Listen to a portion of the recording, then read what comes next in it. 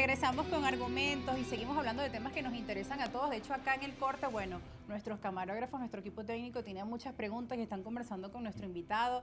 Y muchos dicen, bueno, es que acá en Venezuela tenemos un máster en cómo hacer frente a esas crisis, a esas situaciones adversas. Muchos en nuestro país han decidido emprender pequeños negocios, emprendimientos. Muchos en la pandemia hasta crecieron. Es decir, el tema del enfoque y pasar desde la queja o desde estar tristes o en una situación de frustración por lo que no tenemos, pasar ese switch y encontrar, hey, vamos a ver lo que sí podemos hacer, ¿no? Ahí hay un salto. Claro.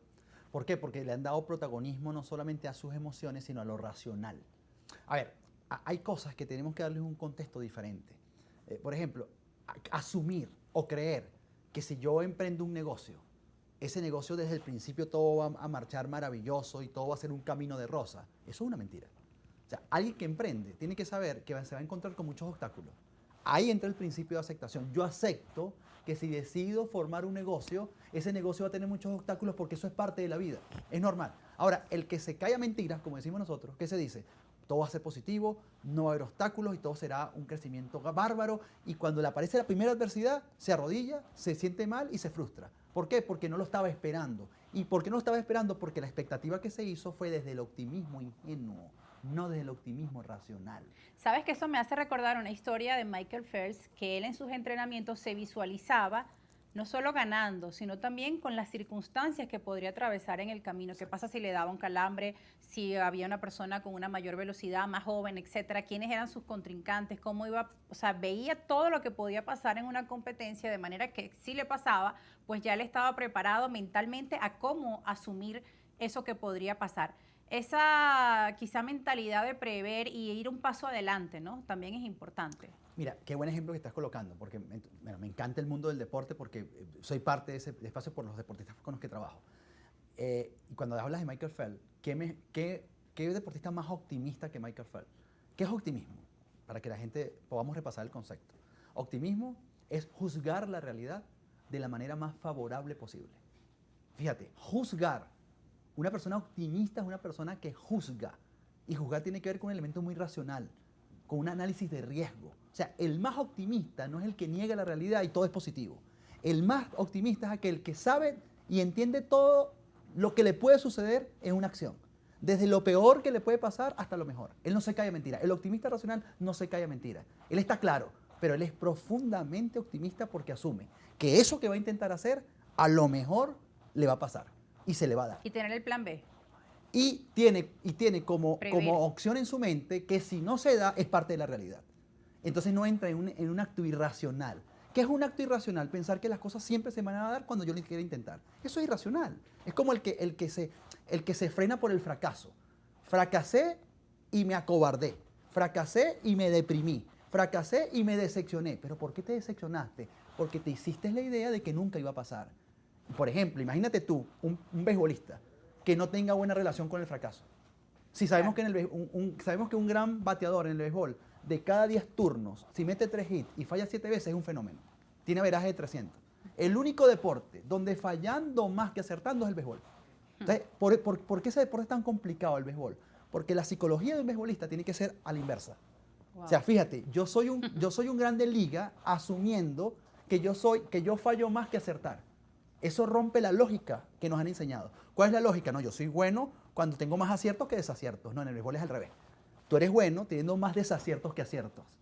Por eso muchos no lo logran, porque no logran cambiar esa forma de interpretar la realidad. Volvemos al tema de interpretar la realidad. Volvemos al tema de qué tan irracionales estamos siendo con respecto a lo que nos está pasando. Ay, ¿qué me pasó? Claro, entramos en el victimismo, ya en la queja, ya en la excusitis, porque desde esa dimensión yo no me hago responsable. Y a veces es más rentable estar en la excusa o en la autocompasión, se me hace más rentable porque otros me ayudan y me subsidian. Ahora, el que se hace responsable de su vida con sus aciertos y desaciertos, muchas veces le va mejor porque asume su responsabilidad y porque aceptó que la vida es así. La vida hoy ganamos, mañana perdemos, mañana aprendemos, hoy se me da, hoy no se me da. Esa es la vida. Nos guste o no, la vida no siempre es ¿Y cómo desprenderse de ese papel de víctima que me estás comentando, de no estar comparándonos con el que le fue bien y no estar quejándonos de nuestra situación actual y decir, oye, no, es que no sé, es mi jefe, es mi pareja? O sea, hay muchas personas que siempre están buscando un responsable externo sobre su situación Y entonces ya ahí no estás teniendo ese papel protagonista donde tú eres el dueño o responsable de tus acciones, sino que es otra persona. Por lo general, la gente que está en esa dimensión no ha podido prosperar, no ha podido crecer, no ha podido evolucionar. Y no podrá hacerlo si sigue en esa lamentablemente, lamentablemente. Él cree que no. ¿Sabes por qué? Porque hay una pequeña renta en la victimización, que siempre vas a agarrar a 1, a 2 o a 3 que van a financiarte a través de la compasión. Te financian a través de la compasión. Entonces yo me quedo en ese pequeño lugar que me da una renta. En cambio aquel que dice, no, yo soy responsable de mi vida. Y si nací en cuna de oro o no nací en cuna de oro, si nací en las condiciones que nací, sean muy favorables o desfavorables, esa no fue mi responsabilidad. Lo que sí es tu responsabilidad, ¿qué vas a hacer con lo que te dieron? Eso es como el juego del dominó, yo siempre lo he dicho. Nadie puede determinar las piezas que le quedan. Pero los que saben jugar dominó saben que no gana siempre el que tiene la mejor pieza.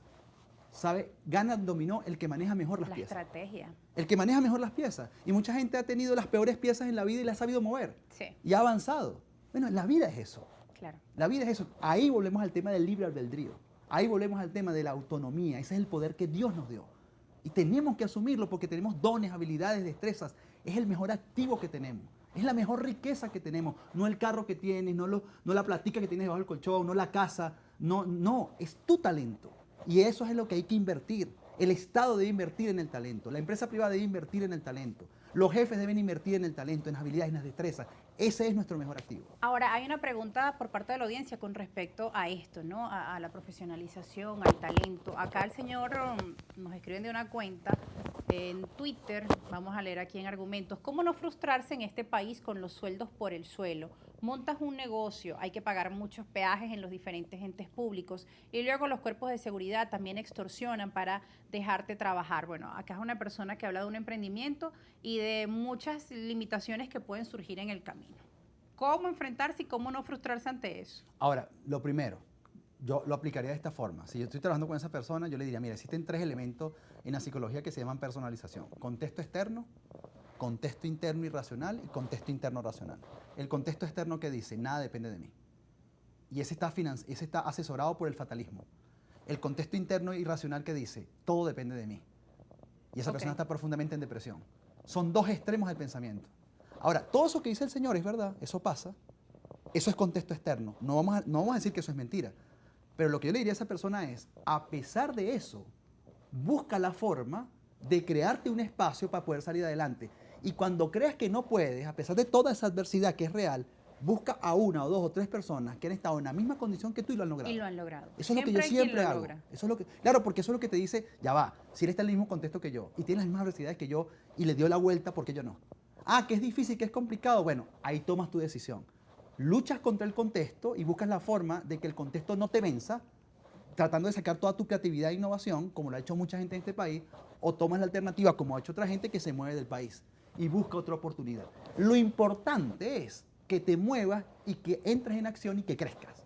Porque lo que no podemos permitir es dejarnos abrazar y asesorar y arrodillar por el contexto externo y asumir, bueno, lo que me está pasando en la vida y lo que no tengo es culpa de el marido, mi esposa, mis hijos, el gobierno, la oposición, no sé dónde. Está bien. El contexto externo tiene su cuota, sí. Pero la última palabra sobre ti la tienes tú. Al menos así me hablo yo a mí mismo. Claro. Y por eso yo creo que a pesar de todo he podido avanzar en la vida, a pesar de todas las dificultades que he podido tener. Nos vamos a una pausa. Al regreso vamos a seguir conversando y vamos a seguir pues aclarando algunas de las preguntas que surgen por parte de nuestra audiencia en nuestras cuentas en redes sociales, @rosa_periodista, @argumentos_gb, y también vamos a seguir conversando sobre varias de esos temas que tocas en tus charlas y conferencias internacionales. Lo siguiente que vamos a estar hablando es cómo mejorar nuestra relación con el dinero. ¿Es posible? ¿Tendremos creencias limitantes? Bueno, eso vamos a descubrirlo al regreso de la pausa.